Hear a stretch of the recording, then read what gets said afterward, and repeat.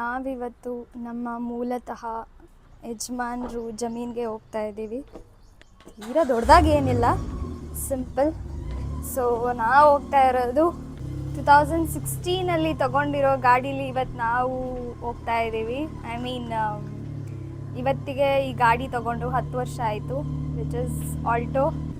ನೋಡಿ ಹೆಂಗಿದೆ ಗಾಡಿ, 10 ವರ್ಷ ಆದರೂ after long time we are going in this car.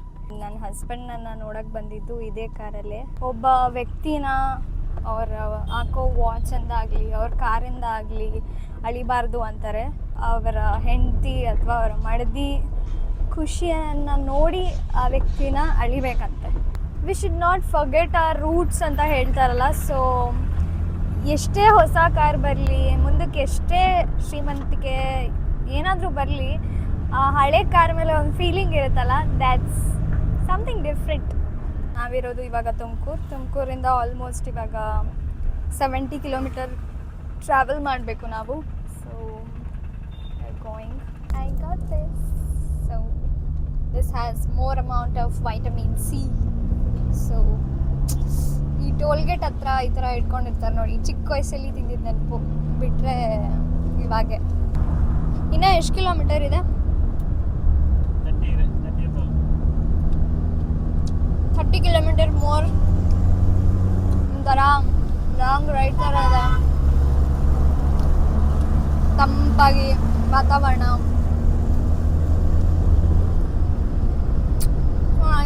ನೋಡಿ ಹೆಂಗಿದೆ, ಸುತ್ತ ಹಿಲ್ ಸ್ಟೇಷನ್ ಥರ ಇದೆ, ಒಳ್ಳೆ ಹಿಲ್ ವ್ಯೂ.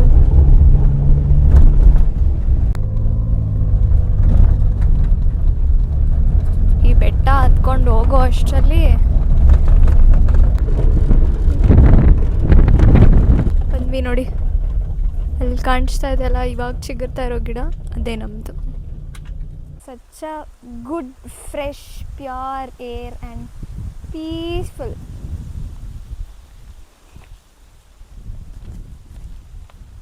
ಮಳೆ ಬಂದಿದೆ ಅನಿಸುತ್ತೆ, ತೇವ ಇದೆ ಎಲ್ಲ, ಪರವಾಗಿಲ್ಲ.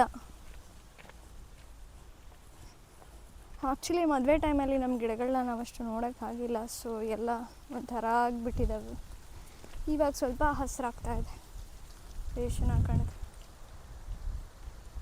ಇಷ್ಟಾದರೂ ಇಲ್ಲಿ ಏನೋ ನಮ್ಮದು ಅಂತ ಒಂದಿಷ್ಟು ಇದೆಯಲ್ಲ, ಅದು ಖುಷಿನೇ ಬೇರೆ ಅಲ್ವಾ. ಏನೇ ನಾವು IT ಕೆಲಸ ಮಾಡಿ ಏನೇ ಮಾಡಿದ್ರು ಅಲ್ಲಿ ಪರ್ಮನೆಂಟ್ ಇರಲ್ಲ, ರಿಸೆಷನ್ ನಡೀತಾ ಇರುತ್ತೆ. So this is kind of low investment high return, ಚೆನ್ನಾಗಿ ಮಾಡಿದ್ರೆ ಮಾತ್ರ. ಇಲ್ಲಿ ಕಾಣಿಸ್ತಾ ಇರೋ ಗಿಡಕ್ಕೆ ಗೊಬ್ಬರ ಬಿದ್ದಿಲ್ಲ. ಆ್ಯಕ್ಚುಲಿ ಇದೆಲ್ಲ ಮುಂಚೆ ನನಗೂ ಅಷ್ಟು ಗೊತ್ತಾಗ್ತಿರ್ಲಿಲ್ಲ. ನಮ್ಮಪ್ಪ ಬಂದು ನೋಡಿ ಹೇಳಿ ಇವಾಗ ಸ್ವಲ್ಪ ಜಮೀನು ವ್ಯಾಲ್ಯೂ ಏನು ಅನ್ನೋದು ಅರ್ಥ ಆಗಿದೆ. ಯಾಕಂದರೆ ಇವಾಗ IT ನಡೀತಾ ಇರೋ ರಿಸೆಷನ್ನು, AI ಬರುತ್ತೆ, ಅದು ಇದು ಅಂತೆಲ್ಲ ಇವಾಗ ನೆಮ್ಮದಿ ಇಂಪಾರ್ಟೆಂಟ್ ಆಗಿಬಿಟ್ಟಿದೆ. ಆ್ಯಕ್ಚುಲಿ IT ಕೆಲಸ ಮಾಡೋರಿಗೆ ಮಾತ್ರ ಗೊತ್ತಿರುತ್ತೆ ಆ ಸ್ಟ್ರೆಸ್ಸು ಹೇಗಿರುತ್ತೆ ಅಂತ. ಲಿಟ್ರಲಿ ನೋಡಿ, ಇದಕ್ಕೆ ಗೊಬ್ಬರ ಹಾಕಬೇಕು. ಆ್ಯಕ್ಚುಲಿ ನಾವು ಈ ಸಲ ಹಾಕ್ಸಿದ್ದು ಉಬ್ಳು ಗೊಬ್ಬರ. ಬುಡದ್ದು ಅಡ್ಡಾರ ಅಂತಾರಲ್ಲ, ಸುತ್ತ ಏನಿರುತ್ತೆ ಅದು ತಂಪಾಗಿರೋದಕ್ಕೆ ಹೆಲ್ಪ್ ಮಾಡುತ್ತೆ. ಹಾಗಾಗಿ ನೋಡಿ ಇರಬೇಕು. ಬಡ್ಡೆ ಸ್ವಲ್ಪ ದಪ್ಪನಾಗಿ ಹಸಿರಾಗಿ ಇದು ಇನ್ನೂ ಚೆನ್ನಾಗಿದೆ. ಸುಣ್ಣ ಹೊಡೆದಿರೋದು ಅನಿಸುತ್ತೆ ಇದು. ಇಲ್ಲಿಂದ ಏನು ಕಾಣುತ್ತೆ ಎಂಡ್ವರೆಗೂ, ಅಲ್ಲಿವರೆಗೂ ಇದೆ. ಪ್ರಕಾರ ಜಮೀನು ಮಾಡಿದ ಮೇಲೆ ನೋಡ್ಕೊಳ್ಳೇಬೇಕು ಕೂಡ, ಇಲ್ಲಾಂದರೆ ಮಾಡೋಕ್ಕೆ ಹೋಗಬಾರ್ದು. ಸುಮ್ಮನೆ ಇನ್ವೆಸ್ಟ್ಮೆಂಟ್ ಹಾಕಿ ಏನೂ ಸಿಗಲ್ಲ. ಹಾಗಾಗಿ ಸುಮಾರು ಒಂದು 5 ವರ್ಷ ಗಿಡನ ನೀಟಾಗಿ ನೋಡಿಕೊಂಡ್ರೆ ಅದು ನಿಮ್ಮನ್ನು 25 ವರ್ಷ ಸಾಕುತ್ತೆ ಅಂತ ನಮ್ಮಪ್ಪ ಯಾವಾಗೂ ಹೇಳ್ತಿರ್ತಾರೆ. ಸೊ ಸ್ಟಾರ್ಟಿಂಗ್ 5 ವರ್ಷ ಏನಿದೆಯಲ್ಲ, ಅದು ತುಂಬ ಕಷ್ಟ. ಒಂಥರ ಸಣ್ಣ ಮಕ್ಕಳು ಬೆಳೆಸ್ದಂಗೆ, ಅದಕ್ಕೆ ಊಟ ಮಿಕ್ಕಿದ್ದು ಏನೇನು ಎಲ್ಲ ಕೊಡಬೇಕಾಗುತ್ತೆ. ಈಗ ವರ್ಷದಲ್ಲಿ 2 ಸತಿ ಗೊಬ್ಬರ, ಬ್ರಷ್ ಕಟ್ ಹೊಡಿಬೇಕು, ಕಳೆ ಕೀಳಬೇಕು, ಕಳೆ ಇರುತ್ತಲ್ಲ ಅದು ಎಲ್ಲ ಕೀಳೋಕ್ಕೆ ಬ್ರಷ್ ಕಟ್ ಹೊಡಿಬೇಕು. ನನಗೆ ಅಷ್ಟಾಗಿ ಗೊತ್ತಿಲ್ಲ. ನಮ್ಮ ಮನೆಯವರು ಎಲ್ಲ ರೈತರೇ, ನಮ್ಮಪ್ಪ ಫ್ಯಾಮಿಲಿಯವರು. ಬಟ್ ಅವಾಗೆಲ್ಲ ಅಷ್ಟು ವ್ಯಾಲ್ಯೂ ಗೊತ್ತಿರಲಿಲ್ಲ. ಇಷ್ಟೆಲ್ಲ ಗೊತ್ತಿದ್ದಿದ್ರೆ ಓದೋಕ್ಕೆ ಹೋಗ್ತಿರ್ಲಿಲ್ಲ ಅನಿಸುತ್ತೆ ಪ್ರಾಬಬ್ಲಿ ನಾವೆಲ್ಲ. ಬಟ್ ಏನೋ ಓದಲಿ ಅಂತ ಓದಿಸ್ತಾರೆ ದೊಡ್ಡವರು. ಒಂಥರ ಚೆನ್ನಾಗಿದೆ ತಂಪಾಗಿ. ಸೊ ಇವಾಗ ನನ್ನ ಹಸ್ಬೆಂಡ್ ಹೋಗಿದ್ದಾರೆ, ಕೀ ಇಸ್ಕೊಂಡು ಬಂದುಬಿಟ್ಟು ಓಪನ್ ಮಾಡಿ ಆನ್ ಮಾಡಿದರೆ ಕರೆಂಟ್ ಇದ್ದರೆ ನೀರು ಬರುತ್ತೆ.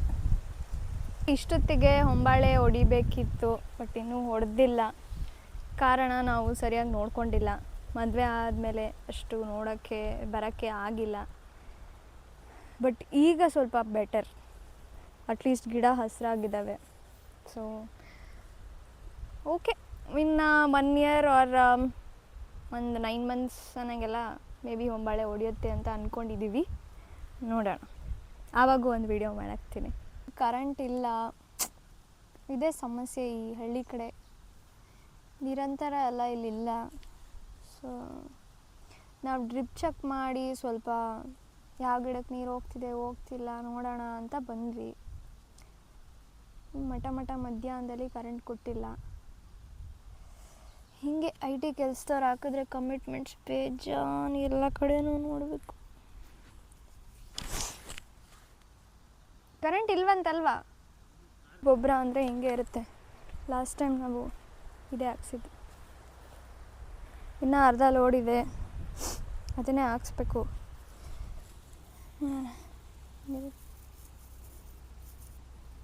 ಇದು ಚೆನ್ನಾಗಿ ಬಂದಿದೆ ಅಲ್ವಾ ಈ ಗಿಡ?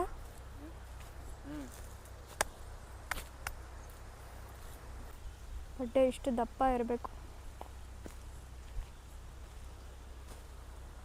ಇವರು ಸದ್ಯಕ್ಕೆ ನಮ್ಮ ತೋಟ ನೋಡ್ಕೊತಿದ್ದಾರೆ.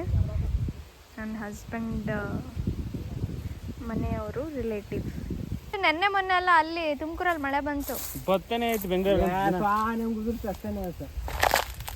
ಇಲ್ಲೊಂದು ಹನಿನೂ ಇಲ್ವಾ ಮಳೆ? ಚೆನ್ನ ಅನ್ಕೊಂಬಿಡುತ್ತೆ ನೆಲ. ಇದು ಮ್ಯಾಗ ಸರ್ ನೆನೆಯಲ್ಲ ಹಿಂಗೆ.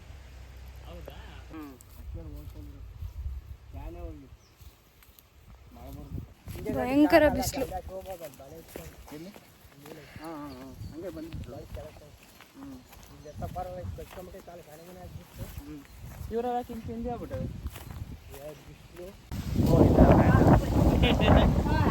ನಡಿ ಬರಲ್ಲ ನಡಿ.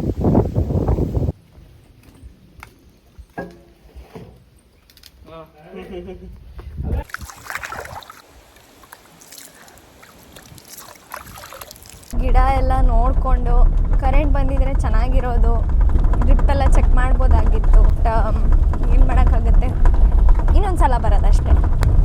ಇವಾಗ ಎಲ್ಲ ಮುಗಿಸಿ ನೆಂಟ್ರನ್ನೆಲ್ಲ ಮಾತಾಡಿಸಿ ನೋಡಿ, ಇಲ್ಲಿ ಹಪ್ಳ ಬೋಂಡ ಎಲ್ಲ ಕೊಟ್ಟಿದ್ದಾರೆ ಕವಿತಕ್ಕ ಅಂತ.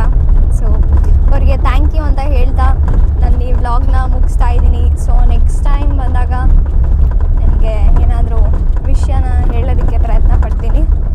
So until then bye. On the way like ಬಡ್ಕೆಗುಡ್ಲಿಂದ ನಮ್ಮ ಅಜ್ಜಿ ಮನೆ ಇಲ್ಲೇ ಇದೆ. ಸೊ ಇನ್ನೇನು ಜಸ್ಟ್ 10 ಸೆಕೆಂಡ್ಸಲ್ಲಿ ರೀಚ್ ಆಗ್ತೀವಿ. ಸೊ ನೋಡೋಣ, ಮಾತಾಡ್ಸ್ಕೊಂಡು ಹೋಗೋಣ. ಆ್ಯಕ್ಚುಲಿ ಅವ್ರಿಗೇನು ಬರೋದು ಹೇಳಿಲ್ಲ, ಮೇ ಬಿ ಸರ್ಪ್ರೈಸ್ ಆಗ್ಬೋದು ಅನಿಸುತ್ತೆ. ಓಕೆ, ಸೊ ನೋಡೋಣ ಅವ್ರ ರಿಯಾಕ್ಷನ್ ಹೆಂಗಿರುತ್ತೆ ಅಂತ.